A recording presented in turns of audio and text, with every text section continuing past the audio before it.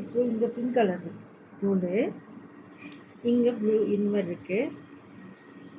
இப்போ இதை வந்து நூல் தெரியாமல் தைக்கிறதுனா எப்படி, கைத்தறி போடாமல் மிஷின்லேயே நூல் தெரியாமல் தைக்கிறதுனா எப்படி அப்படின்றத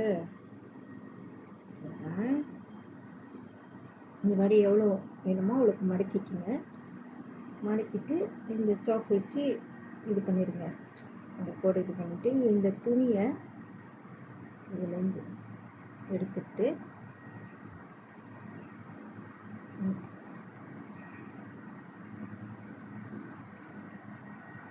எடுத்துடணும். எடுத்துட்டு இதில் வச்சுக்கோங்க. இந்த துணி வந்து இந்த லைனிங்கில் படக்கூடாது. படாமல் சரி பண்ணி எடுத்து வச்சுக்கோங்க. இந்த இடத்தையும் செக் பண்ணிக்கோங்க, சமமாக இருக்கிற மாதிரி பண்ணிட்டு அந்த கோடு மிஸ் பண்ணாமல் அந்த எங்கே நம்ம இது பண்ணணுமோ அந்த கோட்லேயே வச்சுக்கணும். வச்சுட்டு அந்த உள்ளுக்குள்ளே லைனிங்கில் படாமல், உள்ளுக்குள்ளே அந்த மெயின் துணியில் படாமல் இந்த கோடையும் இது பண்ணாமல் துணியை எடுத்துருங்க. இந்த மாதிரி இழுத்துருங்க. எடுத்துட்டு வெறும் லைனிங் மட்டும் அங்கே பார்த்த மாதிரி இந்த உப்பி அடிச்சிருக்கிறோமே அந்த துணியில் பார்த்த மாதிரி கட்டலாம். கொஞ்சமாக தையல் வந்து ரொம்ப இல்லாமல் கொஞ்சமாக வைக்கணும்.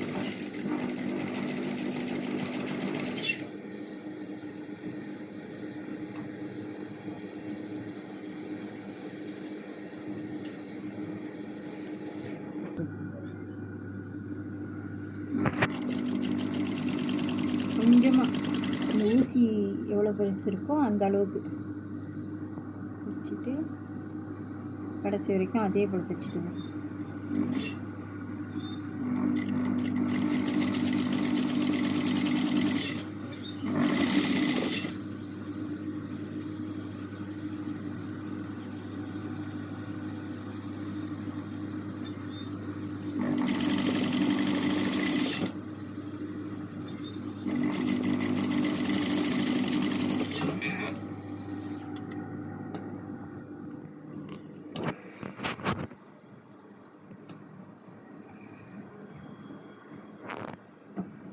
அயன் பண்ணிவிட்டு ஊற்றி பார்த்தீங்கன்னா